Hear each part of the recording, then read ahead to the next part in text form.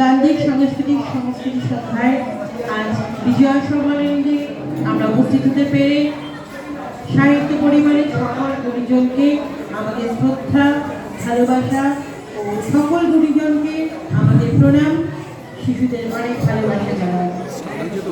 আমাদের একটি ছোট নিবেদন, গানের কোলাজ। আমরা গানের ভুবন দল ছাত্রছাত্রী সকলকে একটু শান্ত হওয়ার অনুরোধ। বাচ্চারা তোমরা একটু শান্ত হও।